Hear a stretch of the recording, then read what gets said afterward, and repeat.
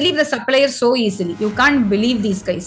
So do lot of transaction with them, and if you got the trust factor only, you can do all this automation 100%. You can apply huge amount of data, huge amount of mantras, huge amount of formulas, but out of all these, sometimes it will not work out. So there is a possibility for failure. We buy majority of the products not because of the brand name, because of the emotional connection that they gave us. Okay, Maggie means I'll remember 2 minutes. And I will remember the ad where a mom was emotionally struggling and Maggie was a game changer. People think higher the price, better the quality. This is the rule that I say for my student. You wouldn't have even done the product research. Nothing. You take a GST. They'll ask me why.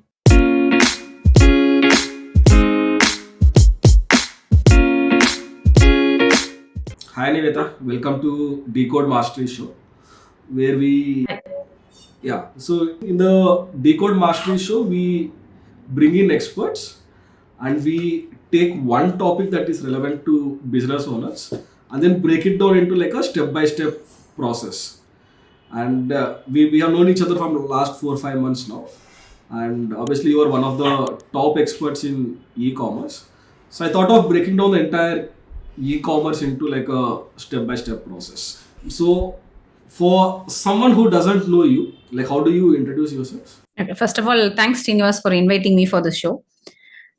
So to give us a small brief about myself, I have been in the industry for the past 10 plus years. And I started as an e-commerce seller. So first I was selling my products offline. Then I started as an e-commerce seller, selling on multiple marketplaces like Amazon, Flipkart, Shopcluse, everywhere. And then slowly there was a lot of failures for me. And I had some cash crunch. So that was the time I changed my business into a freelancing opportunity. So I started helping out sellers like what you need. I'm there to help out because e-commerce was booming only at that time. Slowly my freelancing, I got a lot of positive feedbacks and I started hiring more freelancers under me. And then I thought, okay, let me establish an agency. So I started establishing agency and hired full-time people. At COVID, I started teaching people. So that's how I built my academy also. So I run 3 business, e-commerce agency and academy. And now all the 3 businesses are going and I've trained around 50,000 plus people in India alone. Nice. And I work with top D2C brands and help them to scale on Amazon PPC ads. So some of the clients that we work are like Lexer and Divine Foods, the brand owned by Lady Superstar Naindara. So we are working with some celebrity brands and also some international brands also. And we cover almost UAE, that is Arab regions, US, UK and also India. We have clients from all over these places. Oh, nice. So like the word e-commerce, right? Now let's say if a 10-year-old kid comes to you and asks you what is e-commerce, can you explain it? What exactly is it? Okay, I believe no one will ask. Now everyone is well educated than us. But in very simple, if you think or if you wish for something, a 10-year-old kid can wish for something.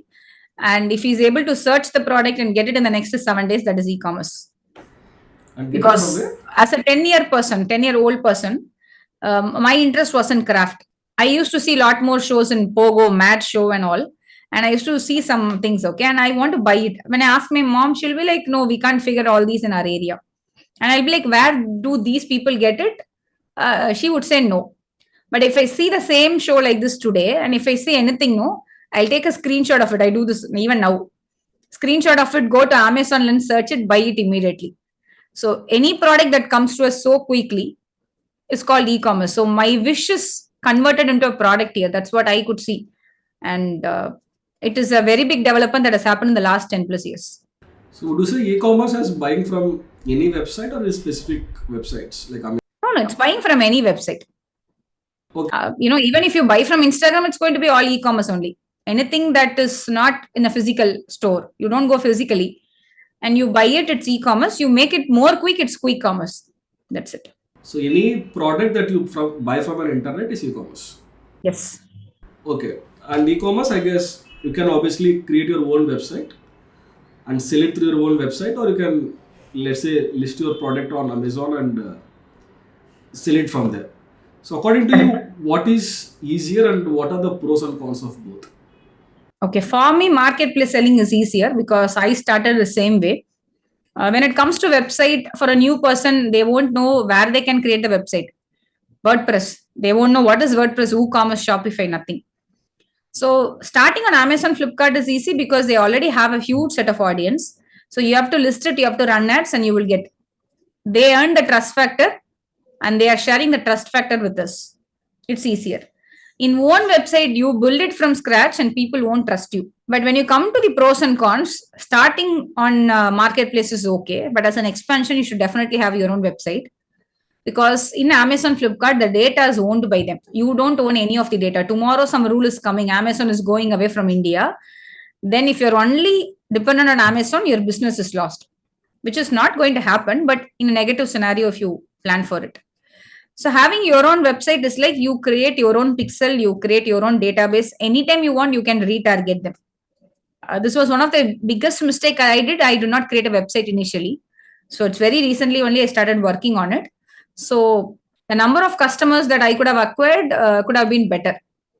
So starting a website is really important. Initially, the cost per acquisition will be so high, but slowly, once you work on some trust factor, do a lot of activities, it will also come down. And e-commerce means it's not just on Amazon, Flipkart, it's just not on website.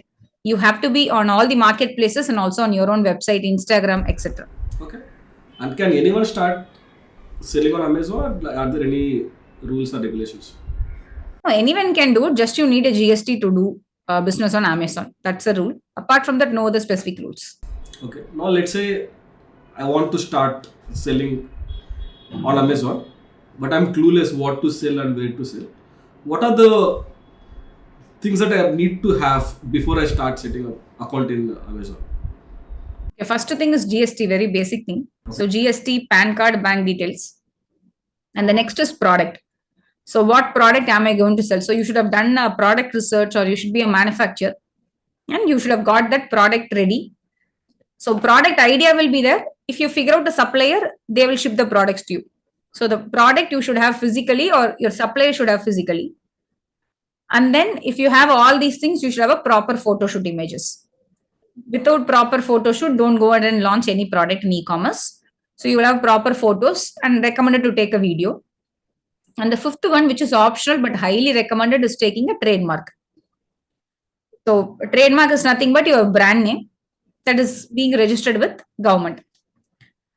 Even though this is not mandatory in many of the marketplaces, even if you're having a own website, but taking this will help you to utilize the best out of your brand. So no one can map your products or no one can steal your products. And even the marketplaces, in few marketplaces, they compulsorily need this trademark. In few marketplaces, they won't give you advanced features if you don't have the trademark. So its costing is going to be less than 10,000 only. So better go with the trademark. Okay. So if you have all these 5 things of GST, product idea, and then the physical product or the supplier for it, photo shoots, the images, and the trademark, you are good to go and launch on any marketplace or website. Okay, so we are selling the product, right? So not everybody will have like a manufacturing unit, right? Well, let's assume that I want to sell, let's say, pens. I'm not a manufacturer of pens. I have no idea how it works, how the manufacturing works. So can I still sell the pens, or like I should set up a manufacturing unit? No, even I don't have the manufacturing unit. Majority of the clients, even that we deal, don't have the manufacturing unit. Okay. The manufacturing unit will come only because you will have a history, like my dad was doing a manufacturing unit. So it's not mandatory. You can simply go and figure out a manufacturer and you can buy the products and sell it. You can even go one step ahead and put the brand name on the pen and start selling in your own brand name. So you don't need to be a manufacturer at all to sell or to build an e-commerce brand. Okay, so I have to contact a manufacturer, set up some form of agreement, get my brand name on that product, and then I kind of sell it on Amazon. Yes, right. Okay, any tips on what product works, what products won't work on marketplaces? Okay, if you are a very new person, you can go for home and kitchen categories. Everyday basic things where both men and women will be the target audience. It can be a home decor item. It can be like a organizer. All these, both men and women have an equal participation. So if you try to target these things, it will be way more easier for you to sell and make money. Okay. And if you are any specific person, like consider you're a pet lover, you have more knowledge on cats and dogs. Again, that niche is growing. Like you can start selling dog related foods or dog related items. Even 2 days before I went outside, I saw a cat in a backpack. So I was like a kid, no, I was just going and checking out the cat, which attracted me a lot. So if you want to target that particular industry alone, you focus on all pet products, etc. But believe me, nowadays, home and kitchen, pet, stationaries, toys are also doing pretty good. Starting with home and kitchen is a very safe game. But all the categories people have started buying, like car, no, 10 years before the usage was so less. Now car usage is higher. So more than the category, what product are you selling matters a lot. Okay, because like let's say in Amazon, right? Now there are already tens of thousands of people are selling already with tens of thousands of products. Even if I'm starting out, let's say with complete fresh, would I have a scope to sell my products? Yes. The marketplace algorithm allows a new seller to get visibility by default. That is one benefit that we have. Even if you're not a new seller, even if you're having a very old account, you are selling also. How the algorithm treats is like those who are spending money on marketing, automatically they will be given the advantage. And even we have SEO factors there. You have to work on keywords. We have a lot of tools in understanding which keyword you have the good search volume. So all this, if you start working on, there is always a room for improvement. And one more thing is like many existing sellers don't work on all these things. They have just listed and kept it. So you have a very good room for improvement, provided you are focusing on SEO, marketing, reviews, and other things. With good images, you will definitely have a very good amount of sales. Okay, makes sense. Now, let's say if I go to the again manufacturer, I had an agreement with him. He's manufacturing it for me. So do I have to where do the products be stored? Okay. So my recommendation is like better get the product, do a QC validation yourself. In your home also it's enough. You don't require any exclusive space. But in the long run, there are a few systems available where you can automate the entire process. Now, for example, in Amazon, we have Amazon FBA warehouse, which means fulfillment by Amazon. You can directly send the goods there. And there are some third-party warehouse from Shiprocket and other aggregators also, where they will be giving you the warehouse. You can send all the goods there, and they will manage all the website orders, marketplace orders from there itself. But all these will incur a huge money initially. The warehouse costing everything. And don't believe the suppliers so easily. You can't believe these guys. So do a lot of transaction with them, and if you got the trust factor only, you can do all this automation 100%. Else, very simple thumb rule: get the products to your location, validate it, and then start shipping from your location to the customer. Or if you have any other warehouse setup, or if you have tied up with few marketplaces, you can send the goods to their location. Okay, so then so basically you're saying to have my own warehouse, right? It's not warehouse. Even right now, only I actually did one small warehouse in Chennai. But majority you can manage everything from home itself. Okay. So in a home, a small, even in this room, you can see this setup. So the quarter portion of this is my warehouse only. Like I get the sample, I validate it, and then I send to FBA warehouse, something here. So you don't require much space, a small portion. And when I started, I used to store under the bed. Everywhere I used to store it. Okay. And you said about not trusting the suppliers very easily, right? So like how do you select a good supplier there? Like any tips on that? Okay, so first main problem, maybe I'm from South, okay, so we don't know proper Hindi. And my team also don't know Hindi. In the supplier process, the main drawback for us is like, whenever we try to contact supplier, majority will be from Mumbai, Surat and all. And these guys will not communicate with us properly. So communication is key. First basic thing what I look is like, in the first transaction, you can't believe these people. So now I started, even maybe after associating with you only, I started maintaining a sheet for my e-commerce business, supplier data, and the last issue with them. Recently, I purchased one toy. In the toy, there should be a charger available. So he did not send the charger for 10 pieces. And when we asked them, like he could have apologized, he could have shipped the 10 chargers to us. If that was the case, I would have, rated the supplier as good supplier.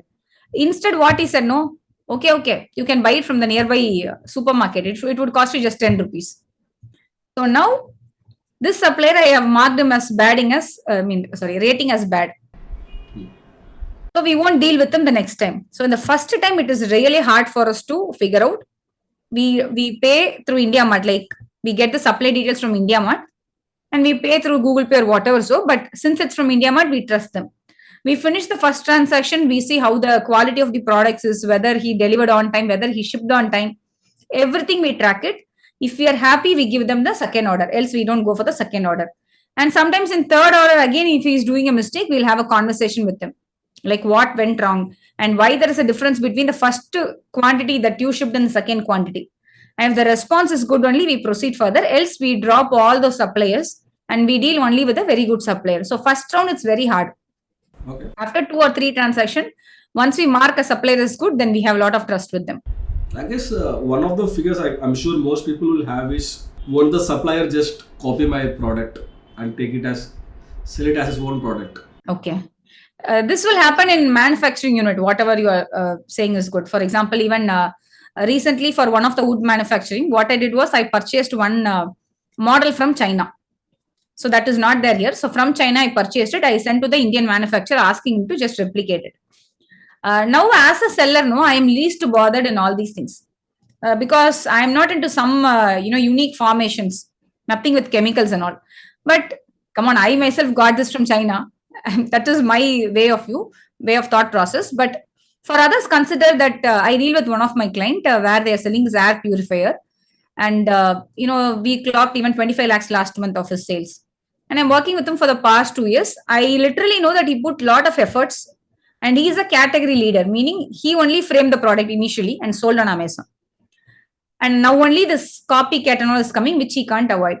In this case, if you have a manufacturer, it is better to put an agreement with them. Now, I even do clothing items. And what I do is like we go to free pick, we figure out the top selling designs or whatever is good for you. We do a research on Etsy, everything. And then I share the idea to my designing team. My designing team uses it. Literally, I don't have any agreement with my supplier who's from Tamil Nadu, Tirupur, but I 100% know that he won't sell my design to others. How do I know this? So I will be like, you send me samples of your other competitors just to check the clothing. He has even shipped me twice. Then I said, this design is nice. Why don't you copy and give it to me? He'll be like, no, I can't do it. It is my competitor. Like, it is my, seller design. I can't give it to you. I said, no, you can do it. I used to play with all these words. And he was very sure that he can't do it. And he also mentioned about, I won't give your designs to others. Nice. Even though I didn't have a written agreement, because majority of the manufacturers wouldn't be interested in all these stuffs. You can't bring all these NDA to a manufacturer because these guys will be in the industry for the past 100 plus years and all. Okay. This is practical issue. If you ask all these, they will cut your number. But this trust factor is there, no? So I'll deal only with this supplier, even though he's going to charge me 20 rupees extra. If I'm having the confidence that my design is not going to get leaked in the market, because in my clothing niche, I'm in kids, okay? My specialty is to bring unique designs, which is not in the market. So, and someone can copy it. Again, that is another problem. Someone can easily copy it on the internet and he can print it. So you can't eliminate 100%, but at least a manufacturer can help us in doing this. So it is all about how you interact with the supplier and what persons you deal with. Right. That's the overall thing. Okay, so you can't avoid it completely. Okay. Yes. And with the suppliers, right? I'm sure they would have some form of minimum order or something like that, right? Correct. Okay. So like, let's say if I want to start again, like let's say clothing e-commerce, can you just break down what are some of the costs that I will be incurring? Okay. So generally, I request a new person not to go into clothing unless until they have an investment of over 2 lakhs or something. Okay. In clothing, the main problem is the MOQ in the industry itself is high. They will ask 100 piece, 200 piece. And also you can't be happy with a single size. If I'm planning to sell black t-shirt for men, I can't go and sell only medium size. I should have small, medium, large, everything should be there. So the investment wise, it's going high. So I don't recommend any new people to go for clothing, jewelry, all these categories, which is having many size variations. So it is better to avoid, but to give a brief of what are the costings will be there is, first is the documentations of GST and trademark, which should be done in 10,000 rupees. And then you don't require a printer option 100%, but depending on the business model that you're going to do. If you're going to do drop shipping, you don't require a printer. If you're going to do on Amazon FBA, no printer is required. You can match with the nearby printer. But if you're going to take this very seriously, next to cost is printer cost, and followed by the packing cover, cello tips. So a very good printer would cost 7,000 rupees only, but adding like let us consider that we are going to buy a very good printer, all sort of packing materials, etc. It should come to 15,000. And apart from this, the product sourcing cost is the highest cost that you will have here. My recommendation to people who are new is like start small if your investment is small. I and all started with 1 or 2 products only. You can even start right now like this, but I have this mantra that is framed out because I've been teaching for 4 years to my students. I asked them to launch 3 products, 20 units each. Very simple. Just start with 20 units and I'll give them the mantra how they can figure out the suppliers who send only 20 pieces.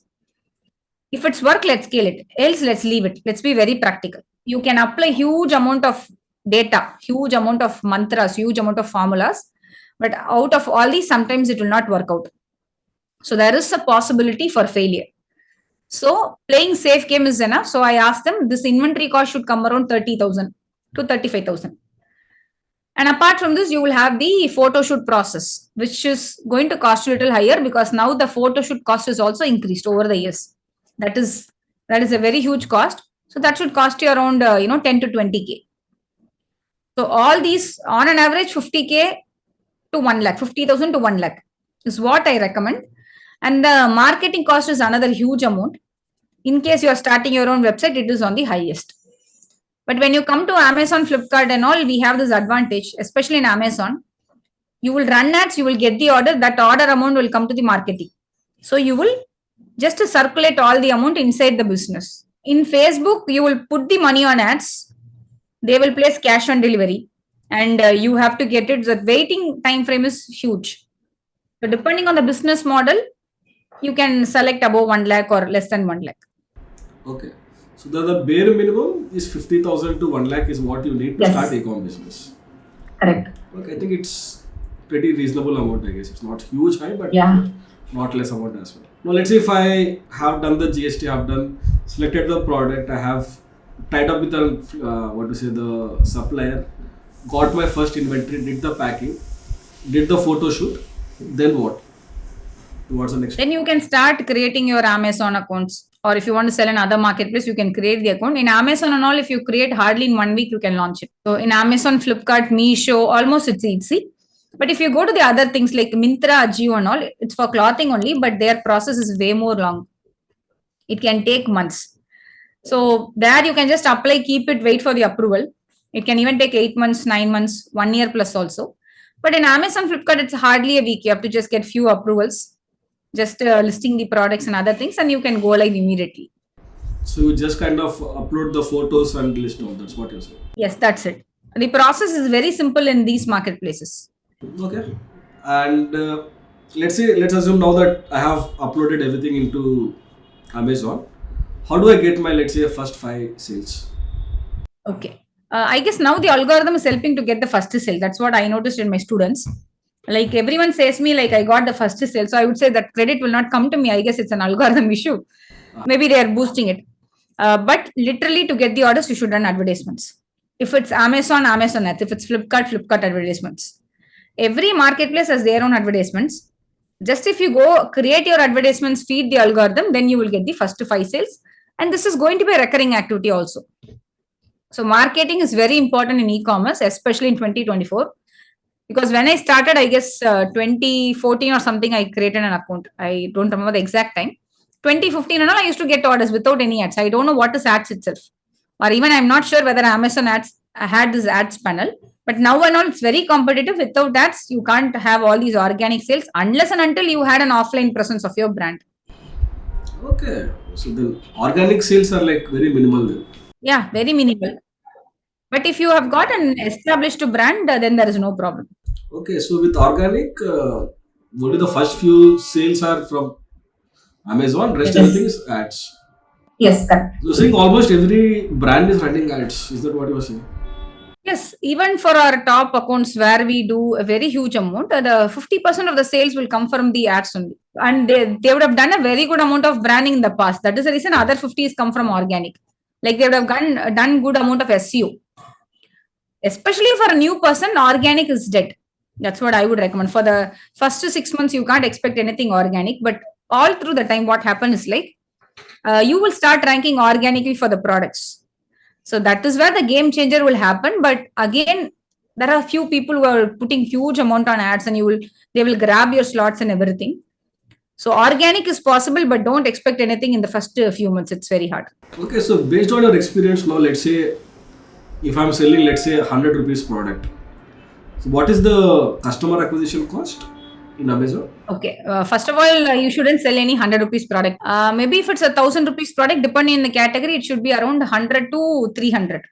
100 and all will be there for a very good account who has already worked on reviews. Else it should be around 200 roughly initially. The 300 will go for highly competitive products, which means you can't even bid so easily and your competition is too high. Means generally a new seller, I won't recommend to launch all those categories, which we call highly competitive, which means like if someone is going to click on our ad itself, 10 rupees will go. So there are a few categories like that. So I generally say like don't launch all these products because we'll bleed money there itself. Okay, so now let's break down the costing and the revenue now, right? Again, I'm giving 100 as an example. So let's say 100 is the revenue, 100 is the sale product. So then I'm sure 18 rupees goes into GST, for example. So so you are left with around 82 rupees cash. Okay. And you are saying 10 to 30 rupees is a marketing cost. Got it. And how much does normally the packing and all this cost goes into? It should cost you around 5 to 10 rupees depending on the product. Maybe you put it as a 5 rupees for a 100 rupees product. So 35 to 50 rupees is what the cost is. Yes. So you are saying 50 rupees would be the profit or any other cost? No, the cost of the product is also there, which you missed to include. Okay. So if you sell a product at 100 rupees, you should get around 20 to 30 rupees profit, but that's not the real profit because you will have some returns and everything. The net profit will come to 10%. But for 100 rupees, you should end up at least 30 rupees of profit, 20 to 30 rupees of profit. But overall, if for the product, because we speak in terms of SKU or the product. Product A, I made 100 sales, I made this much of revenue, this much of returns. My net profit, if you calculate that, you will be making 10% profit roughly. And based on your experience, is it a good thing or a bad thing, 10 rupees, 10% profit? No, according to me, in marketplaces, 10 to 15% is a pretty good thing. I work with few clients where we make around 15% of profit also. For me, 15% is very good. Why means we are playing with the volume here. Even I have been in the offline business. So I have run a shop. I have also been in the distribution. In distribution, the same thing will happen. We will hardly end up in literally not even 10%, 2% to 3%. Like we will get a bill value of 10 lakhs and all. Your profit will be 1% to 2% depending on the client. So that's where I understood the reality. Okay, e-commerce is far better. I'm not even sitting at any location. I can automate the process and I'm getting 10% profit. It's far better, no? But in distribution, no, you should have a very good set of team. They will go, they will supply. You will always be there.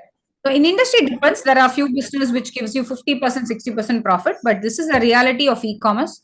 10 to 15%. Anything about 15%, personally, I'm not seeing. There are few people who share it, but I am not seen above 15% and all. Okay, then it's a good thing to have that expectation. 10% is the profit margin. Yeah, correct. Okay, now you said organic is almost dead. You need to run ads, and 10 to 15% is the profit margin. Okay, now let's say if somebody is starting fresh, and how can one build the brand on these marketplaces? Okay, first is something that I call trademark. Taking a trademark is a very basic step. And then as the next level, you can start putting the brand names on all your products by speaking with the manufacturer. Initially, he will say no because you will give a minimum order quantity like 20 or 30. But once you expand, you start putting the brand names everywhere. So these are the very basic things. It is not even called branding when you come to the strategy. The real game changer will happen. Currently, I personally love all these Instagram influencers doing a lot of collabs. Like you have a brand name, people should recall all these stuffs. So you can do a lot of guerrilla marketing and other brand recalling activities where people will start remembering your brand name. I'll give you an example. There are a few e-commerce accounts I follow, just not because of the products, but they do some inside the office, what's happening, inside the warehouse, what's happening. And I'm a person who loves big warehouse just to see. So because of that, I started following the profile. That brand name is there on my mind. So the branding is not just the product. It is all about other things that you're doing. And another thing, what I feel is like about your USP. Like we buy majority of the products not because of the brand name, because of the emotional connection that they gave us. Okay, Maggie means I'll remember 2 minutes, and I will remember the ad where a mom was emotionally struggling and Maggie was a game changer. Even some cars, I still remember small age, like I'll see the entire ad as a military ad. Some military guys will come, these guys will help using the car. I will be like, why this is happening? At the end, they will be projecting the car. There won't be any correlation. But indirectly, all these activities will make us to remember the brand name. So the brand is not just a brand name that you are going to print or you are going to do the advertisements. It's what story are you going to say to the people. Like I know the brand called Super Bottoms. And why I started remembering this brand name 4 years before is like when I had my kid, I was looking for diapers which is not easily disposable. I want to reuse the diaper. At that time, I had only that particular brand, and I went and read the story of the founder. How come she did this?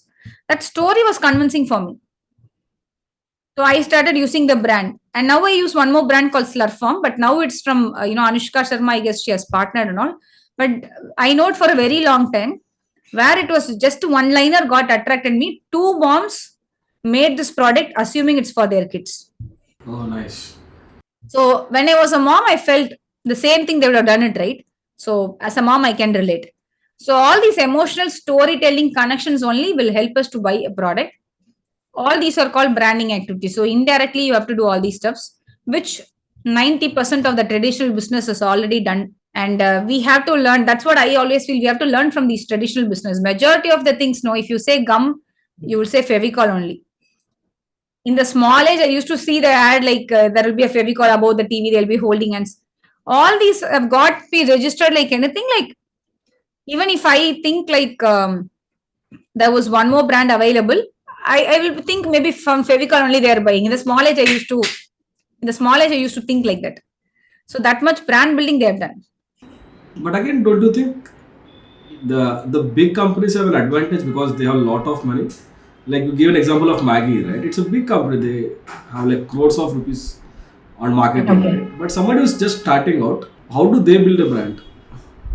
Now, for example, since the Instagram and all is there, it's way more easier. I follow one soft toy brand called Eddie Toys, I guess. I just followed it because I saw a video where her mom and dad was working. Just because of that, I just followed because I still remember when I started. Initially, my dad, mom, brother even was helping. Somewhere I got connected, and see. I'm not a person who just follow other story, but all these personalized brand stories I follow. Like she'll be like, my mom is not well, so we are not dispatching the goods. Then I'll be like, okay. So now somewhere or other, I feel like if I buy from the product, I'm going to help a very small family.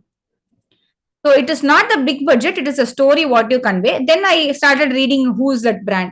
Then she mentioned one picture saying that 30 years before, my dad and mom was selling soft toys in a fair exhibition. Now I have taken this to next level. So now my mind is like, if I want to buy a software for my kid, no, definitely I'll go only to that brand because I'm going to support a family. I'm going to support a father of 30 years dream. Emotionally, I'm connected, locked. So this is what I want to convey. Like it's not just the advertisement that you see outside. In Instagram, even I'm pretty weak in this. To be frank, I'm good at all these marketing PPC data only. But I closely monitor all these small brands and what they do and how they connect with me. And I used to text them and just even congratulate something. So whatever possible, I do it. And this is what is very important. Connect with people. Be very practical. You are from a clumsy place. Put the clumsy place. This is how the warehouse is going to be. And convey this always in stories. People follow. People will feel they are very close to you and they are part of your success journey, and they will start appreciating and they will support you. Okay. So I guess then telling your stories through social media is the best way for a new company. Yeah. So recently, when I'm learning it, like how to do that properly, how brands are doing, because they're cracking very good amount of sales. That is the other portion where they won't even do social media marketing. Literally, Facebook ads also will be very minimal, but they do only through this. And I could see the stories saying that orders are closed right now. We are almost full. So with this storytelling and with projecting all these things itself, they're able to do good numbers. Nice. Okay. Now we have to, when listing on the Amazon, I'm sure there are like a lot of elements, right? So what are some of the elements that are necessary to optimize? First thing is basically good images and the image title that you put, which will help for SEO, and the title of the product, bullet points, and the description. And in the description, you will add the images. The images appearance versus the image names. Again, there is some SEO there. All these, and you have an opportunity to upload the backend keywords. So into brief, title, bullet points, description, image in the description. So this A+ catalog and the images play a very major role along with the backend search terms. Okay, title, bullet points, images, descriptions. Okay. Yeah. And so do you use any form of copywriting for this, or it's general? No, we were initially writing it all through ourselves. Over the years, we learned there is something called listing builder, where you can figure out the top 10 to 20 listings of all the competitor, feed to the algorithm, and algorithm will say which keyword is repeated the most. So having that keyword as a base, you can start creating your own descriptions, etc. So this will help for a easy ranking purpose also. And what is easy ranking? In the sense, like you understand, like consider for all the 10 competitors or using one keyword. I'm selling water bottle. Consider all the 10 people are using plastic water bottle for gym. Maybe that is a hidden keyword. So that means people are buying only because of this particular keyword. So that keyword I'll try to inject in my listings. Okay. And start, slowly you will start ranking for those keywords also in the long run, and you will bring more organic sales. And any other keyword research that you do other than this listing keywords? This is what we call it as reverse ASN, where we try to pull out all the keywords of the competitors and understand the search volume. So we use tools like Jungle Scott and Helium and all. You have an inbuilt listing builder there. So there you enter it, it will automatically pop up saying that, okay, your listing score is this much. You used this much of the competitor listing, 80% is done. All these is there. So almost work is automation only. Just you need the basic, way to write the content. And now since ChatGPT is there, you can write the content and you can grammatically check or enhance in ChatGPT. Okay. So then obviously now you optimized everything. I think that one important factor I've seen almost every big companies even make mistakes is the pricing of the product. So are there any tips that you follow on how do you price the product? Okay. So I am against having a price less than the competitors. That and all I don't follow. Because if you go into the game, you won't make profit. So on a general note, I say have the price similar to the competitors, or even if it is above, why it is above, just reason it out. But in case you want to make it more above, to make logical, what I ask my students to do is like pull out the top 5 to 10 competitors of yours, similar competitors at least. Take an average price of them and increase your price to 5% or maximum to 10% and see what is the pricing. In that, you should actually make profit. If you don't make profit, better leave the product. That is a basic thumb rule. Like people love the products, don't love it. Leave the product if you're not making profit. But if you're making profit after your competitor average pricing plus 5 or 10%, go ahead and launch it. And many people think like someone is selling at 99. If I sell at 99 only, I will get the order. But in Amazon, Flipkart, it's not the algorithm. You can even sell more because there is one more mindset that goes. People think higher the price, better the quality. You will use the same image type also, but people think that. So I am completely against this targeting 99, 98, fighting and all. If you go into that, you will make loss and you will say e-commerce is not working. Come out of it, understand who are your target audience and target accordingly. And if there is any additional things that you can give. Because there is one brand where they sell water bottle with a cleaner. Only one brush which is going to cost them 10 rupees. But their pricing difference to the competitors 500 rupees extra. Wow. Okay. So that much positioning they have done because of this particular small freebie which attracted others a lot. Okay. And in Amazon, is there a possibility of doing like A/B testing? Yes, we have. Provided your listing has got good amount of visibility impressions. For a new product, you can't do. But we can do this and it will also give you the result. Your first image, we tried A versus B. Both we have to upload. This is working, so continue using it. We have that option. And as somebody who's starting out new, right? I'm sure they would have no idea how many products they'll have to order from Supplier or anything like that, right? So are there any tips that you recommend to your students? How many to order? How many should I not order? Okay, that I generally say like go 20 to 30 pieces only per product.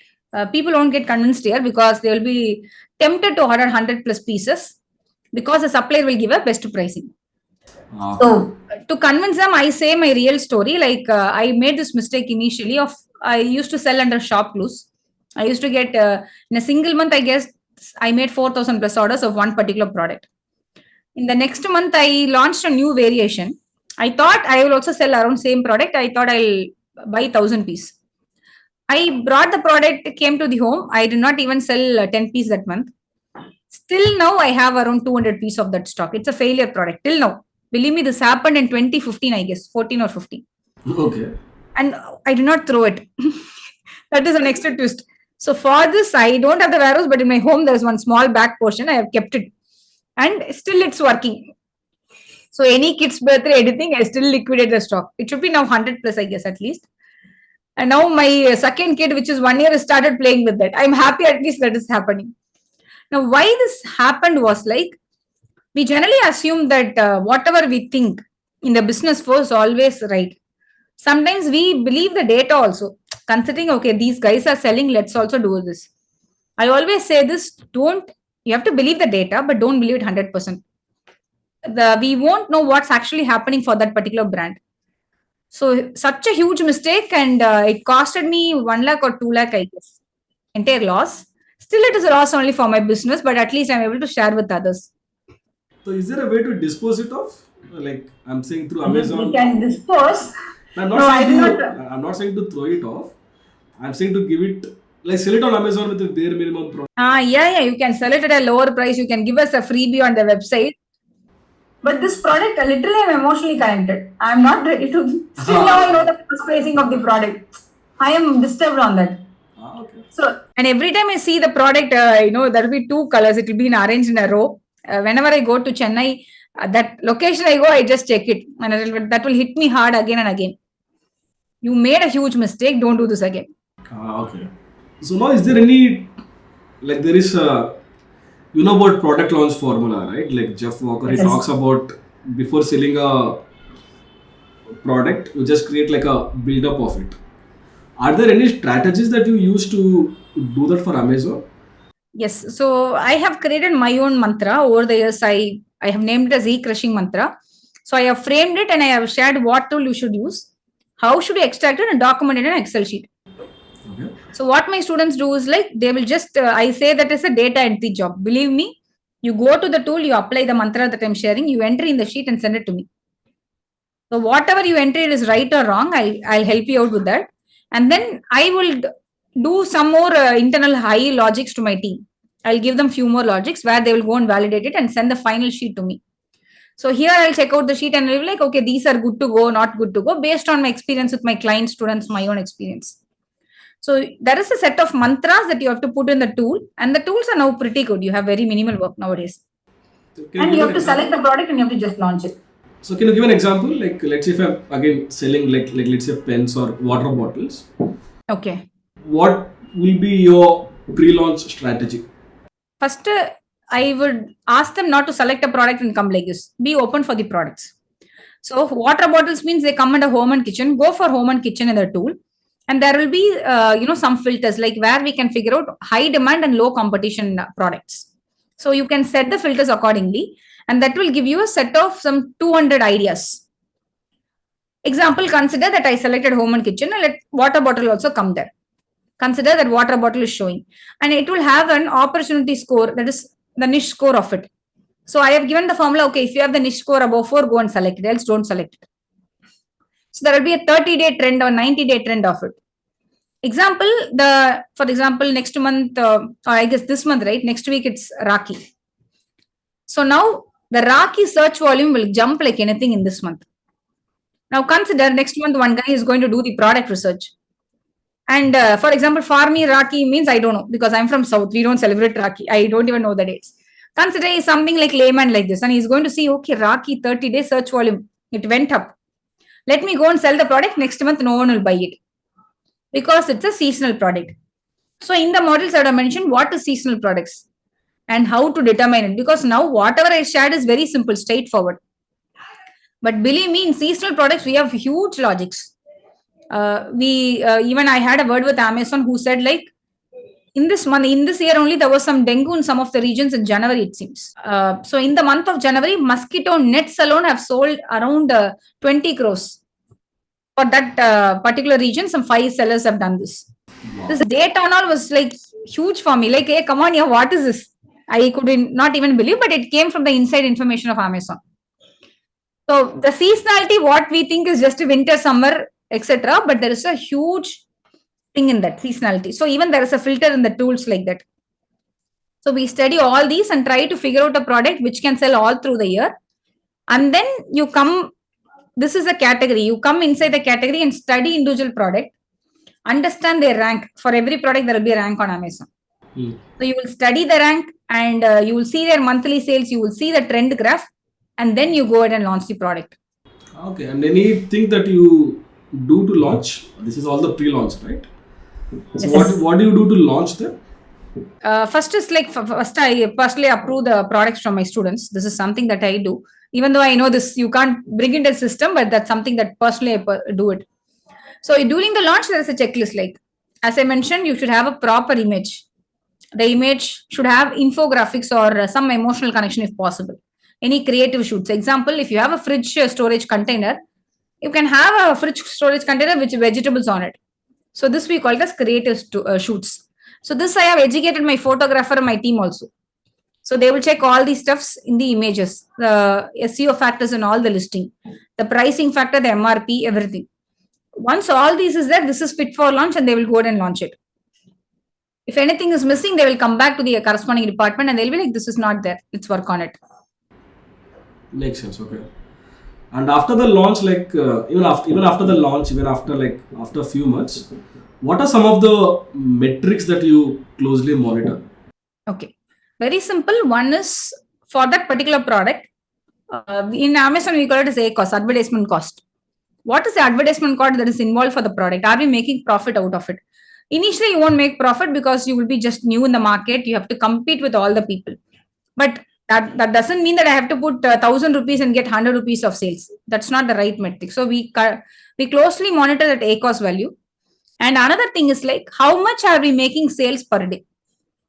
If I am not even making a single sales per day, then it is not going to be the hot selling product. Provided you have done the reviews, you have done all the activities. Consider every day we are having one sale per day. The next idea is like, can I make it 2 per day? And deep digging into it, we can even go and break down at what time am I getting the order. Is it just the evenings? Is it just the morning? And you can optimize the ads accordingly. And another study we do is like, at least this, even for small brands, we do for bigger brands, we do this. What state gives you the majority of the orders to understand the demand? Right. So based on that, giving quick delivery for those states by expanding your business or company, all these activities can be done. But the main thing that primarily everyone focuses is the advertisement cost. Okay. And are there any tools available for this, or you have to do it manually? I won't say 100%, but here and there with Excel and tools, you have to match it. There are a few costly tools available, which will give you the entire data. This state is doing, this product is doing, this category is doing it for you. But for a new beginner, they won't opt in for these tools as it is costly. Okay. And again, in like a marketplace, right? One of the most important factors are the customer reviews, like a social proof, what we call in marketing world, right? So somebody starting new or a new seller, how do they encourage to customers to leave a review on Amazon? Okay. So one thing that I learned from my student was this only. One of my students is doing stainless steel products, and he started at 2021. I had a conversation a few months before. His review was like anything. So I asked him what was the hack. So he said in the initial days, he used to write a handmade notes, asking like, hey, this particular product is made from our own small team and this is packed by so-and-so people. Do leave a review if you like it.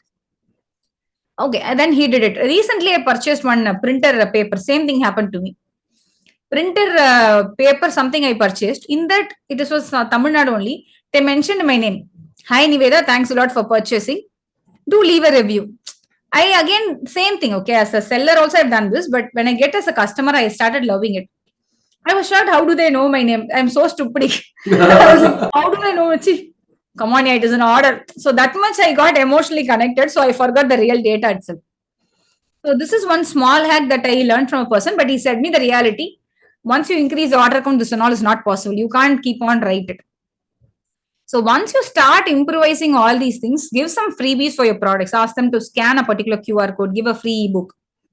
For some of our clients, we have installed this campaign and all. Like if they're buying the oil, right, coconut oil or something, you can give the 30 recipe ebook free with the coconut oil. And if you're going to buy an air fryer recipe is something that I can't go and search internet. There's one more brand. What I learned is like it is not in English. It is in all regional language. 5 regional languages they're having. So obviously, if I'm going to see in Tamil, I'll obviously scan Tamil only.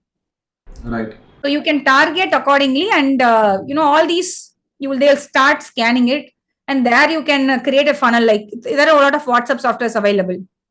You can make them scan, come to the WhatsApp funnel, and they will scan, and you will get only the free book. Later, you can demand for a review. Slowly, like it is not against policy violation because we are just giving a freebie. They are coming to our funnel, and slowly we are nurturing them. But that was my question actually. Like, is it like ethical because you are technically paying them to give a review, right? It's not in terms of money, but in terms of a resource or whatever. Okay. What the marketplace policy says is like you cannot directly, ask to leave a review and you will pay money. But here, I call it as again funnel marketing, which I got from digital marketing. So in digital marketing, we call it funnel, right?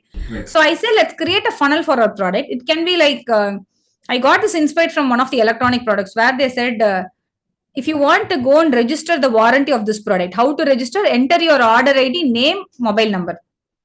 As soon as you register, you will get 6 months extra warranty. By default, also warranty is that do this. So I went and did it. I got a WhatsApp message saying that your warranty is extended, but they got my database. So any new product they launch, they are doing it. And anytime they can request me a review.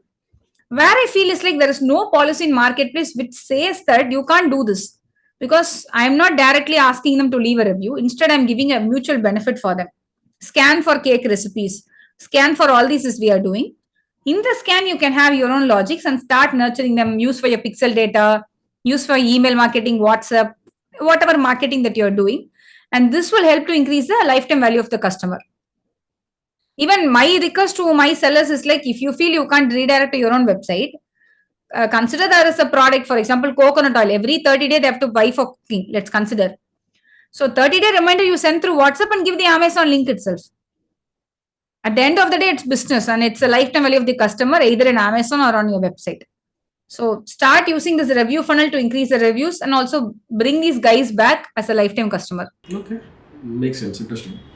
And I'm sure a lot of products get negative reviews as well, right? Any strategies to manage those negative reviews? Honestly, nothing can be done because even if you go and say this marketplace, this is a hey, this is a negative review, that and all, they won't obey us. And many sellers get vexed out of this because they think like, if someone is going to figure out the negative review, they will figure out who did this. They will be competitor and they will say, I will spend time in putting the negative reviews. And there are huge amount of groups even available for reviews, for negative reviews also. Okay. So if you start dealing with all these, bad activities, it is going to come back to you and you will waste your time only. So instead, what I would request, the people to do is like you focus on positive reviews. If someone is going to hit you with one negative review, you see how you can arrange 3 to 4 positive reviews and let's make that as a top. So don't play or waste your time in all these things. This will happen even for you, even for me, in this space, any space, it will happen. So let's not focus on all these bad vibes. That's what I would recommend.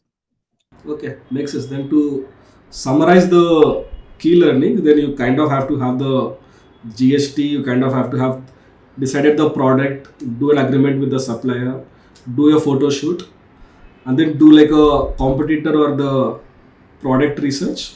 Based on that, you write the titles and then you write the description. You list on the product on the Amazon. Organically, maybe you might get the first few sales, but you need to do the paid campaigns to get more sales. Now assume that the products is doing decently well. How do you know this is the right time to expand now the products? Okay, so we call that as restock planning. So consider that, let's say a very basic example. On an average, I'm doing 1 order per day. So it's going to be 30. So the basic thumb rule that you can follow in restocking is restock for 3 months, not more than that. Assuming that the business is going to go only 1 order per day, I'll just order 90 to 100 pieces and I'll keep it. If you're going to make it double or triple also, you are playing a very safe game. For 1 month, you have stock. So instead of 1 order per day, if I'm going for 3 orders per day also, I will have stock for at least 1 month. And generally the restock time, especially if you're buying from India, is just 15 days, less than 15 days. But if you're sourcing from China and other countries only, it will take 45 to 60 days. Then your restock plan should be made for the next 6 months. So in India, it's enough if you make for 3 months and you can easily handle it.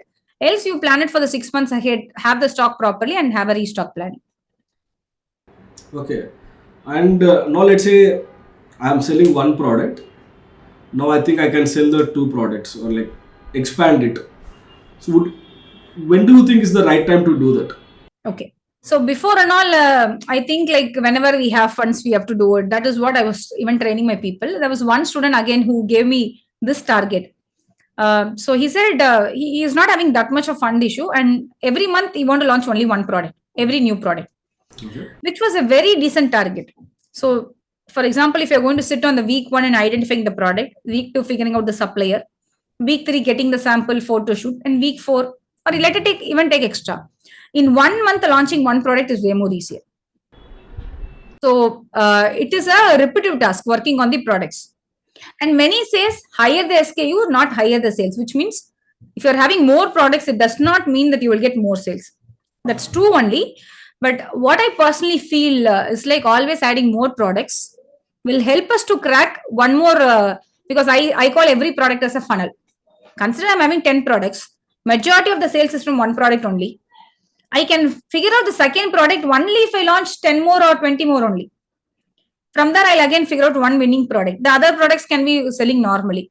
So launching more and is again a very good activity. And one more advice that I would give is like launching the permutation combinations of your product. For example, I was selling clothing products where we sold tops and pant only together. Suddenly what we did is like we pulled out only the black pants from the kids and I created a combinations of pack of 2, pack of 3, pack of 4. Now it has become one of our highest selling product where only the kids black pant, the pack of 3, pack of 4 is selling like anything, not just in Amazon, Flipkart and Myntra, Ajio, everywhere. I thought just black pant. What's this? This is going to be available everywhere. But for others, it's going to be pack of 4. That price also was competitive. Pack of 4 back pants, they're going to repeat it again and again. And it's for kids. So they will buy in numbers only. So it is not about the new SKUs that you launch.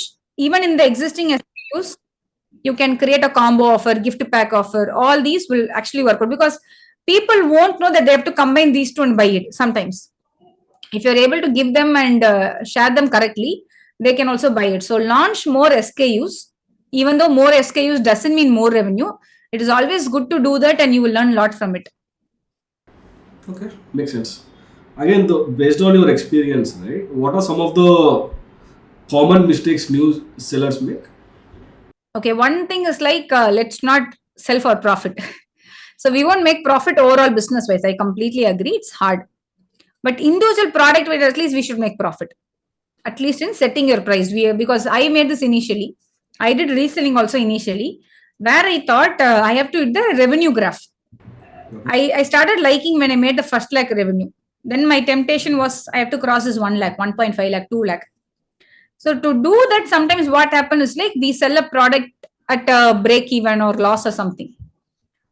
I believe that is not required in 2024. Okay. You can bleed in marketing, that's different. Marketing is something different, but selling the product price itself at a lesser price is not a good idea. So instead, I feel you can do the marketing activities, learn, get the data, feed the algorithm, that's okay. But don't do this vice versa opportunity. And another thing is like not being on all the marketplaces, all the website, all the opportunities. People underestimate some of the marketplace. Like someone who's selling on, Amazon will not move to Flipkart. I have some of my clients where they were doing in crores in website, but their presence will be zero on Amazon. I have onboarded those clients and we have brought results. This happens because even we are like that. Like one thing is working means we will be happy with that. And we think, why should I focus on one more? But according to me, if one thing is working, steam let it come to the next funnel. What else you can do? If you're selling in India, the next should be US. In India, if you're selling on Amazon, it should be next Flipkart. It should be next Meesho. Just explore it. If it's not working, you can leave. But without exploring, don't skip it. Because if you're on only one marketplace, If that marketplace is going to bring any rules, or if that account is lost, you can the marketplace can suspend your account also for any reasons. That will hit you hard, and all the inventory will be there. So don't focus on only one marketplace, which majority of them do. My advice to my student is, first 6 months focus on one marketplace. Next to 3 months, launch a second marketplace. So 3 months once, add one more portfolio also.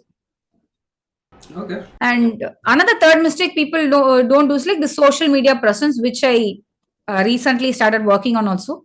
So before and all, we don't be used to be on social media. So even one brand last month, we made around 2.3 crores of business in Amazon only. They don't have this website properly. They don't have the social media presence, but they have been in the industry for a very long time. But what I feel is like maybe they would have done more on social media. If it's just 2.3 crores on Amazon, they could have even brought 1 or 2 crore more extra from website through some repetitive marketing. So which is missing from many of them. So social media presence also start focusing, like Instagram. Tell your story, whatever you pack, put it on the story, put as a reel. People will start loving it. Okay. Very good insights here. And any final advice that you would like to give to the entrepreneurs for launching their products? Okay. It's not about launch of the product alone for an e-commerce people. I know there have been a lot of people who say, even I am excited to learn it, like make profit in 30 days, 60 days and all. I have seen it. Even I get tempted by seeing it. I'll just go check the profile, check the stats. I don't know if it's working or not, but on the reality grounds, e-commerce is not something that you can make quick profit at all. The entire model has a lot of more things involved. Even if you see the balance sheet, I know the balance sheet of my academy. I know the balance sheet of my agency. In e-commerce, it's way more connected to the inventory, in-transit stocks, return. All these are a lot more things. So you can't make profit in a very short span of time. Allow 6 months to 1 year. And if it's quick profit, don't come to e-commerce. You try to build a brand. The brand should speak for yes after you. So here we are trying to build a brand. Whatever is possible around your brand, start building it. And allow huge time for the brand to establish. And believe me, once you have established, this organic and all will be way more easier for you. You can expand offline also. I always believe in offline expansion. Like I build a product in online. You build it offline, people will buy from supermarkets, from Reliance, DMart, wherever so. So this branding, focus on it and don't expect quick profits. E-commerce is not meant for quick profits. Okay, that's a good advice. Build a brand. And any good book recommendations? No, sorry, I don't read books at all. So I'm zero on that. Okay. But I write books only. You write That's books. the contrary. Okay, nice. Okay, I mean just to set the final 2 questions. So just to set right expectations for entrepreneurs. So now let's say if somebody is just starting again fresh, right? Can you break down, okay, this could be the possible revenue for you. First 1 month you will make this much of profit. Next 3 months, this much of profit. Okay. For example, my students, okay, I'm taking the average. Yeah. I'm speaking in terms of revenue. The first 30 days, they would make a revenue of 30,000. Very decent. 1,000 rupees per day. This has happened to me for majority of the people. In this 30,000, you can't take any profit because your marketing cost would have been there and you won't know the optimization strategy. So down the line, after 6 months only, you would end up in the break even of all the marketing cost. And inside every marketplace now, they are building it. Before it was not there. Even in Amazon, we have something called SKU economics, where it will give you the data. And even in Flipkart, they're bringing a new portal. I'm just yet to explore it. But the marketplaces have started building all these, clarity of this particular product is giving profit or not. So this first 6 months, no, as I mentioned, you won't take anything out, but you will get some amount in the bank account. After 3 months, see if you're able to at least get the inventory cost that you have initially put. Maybe 30,000 if you have put, you should at least get that. Else, see in what product are you bleeding money and start working on your advertisements. After 6 months, slowly you can start using some tools. I personally use OMS Guru. Mm-hmm. So what this tool will do is like it will sync all my marketplace website. In a single place, it will share me the report, advertisement cost I have to enter manually, but it will give me like what is your business stats, what is your highest selling SKU, which is lots making SKU. And this I'm using for a very long time, but recently there have been other tools also like, Quick Metrics Foresight, which is serving at a minimal cost. So try these tools and speak in terms of data and see in terms of data. That will help you to understand and break it product wise. Whatever is workable, you start scaling it. Okay. So let's say hypothetically, right? Let's say if somebody is into this business for 1 year, the product is a decent hit. What could be the revenue potential for this product and what is the profit according to? So one could work. Okay, it depends on the product, but you can go and figure out the market understanding using the tools. So how do we figure out the market values? Like we just go and put the competitor products on Amazon and see how much they are making per month. Okay, you can So do. consider they are making around $1,000. Maybe since we deep dive into this research in international also, if it's $1,000, I'm just making $100. Then what is the difference between my rank and their rank? Is it a huge? Then I say my team that focus on making the rank better. So which means if I'm going to come in the first position, I'll get more orders. This is a loop. So just we will go do some aggressive marketing and try to come in the first. And coming to this, there are a few people, where in a single product they make 5 lakhs per month. There are people who just make 10,000 per month. So we can't compare because this niche also matters a lot in what category you are and what is the demand of the product. Right. So at the end of the day in e-commerce, what I learned is like it's not the category, it's a product. And it is your category, your product, your pricing. So go and deep study into that pricing. Whatever works for me in toys, the same product, I'll almost similar pricing, I'll get a different profit there. In other category, the profit range will be different because every category has a different commission structures also. And even in website, this happens. The cost per acquisition varies from category to category also. So start deep studying about your own products only first. Yeah, makes sense.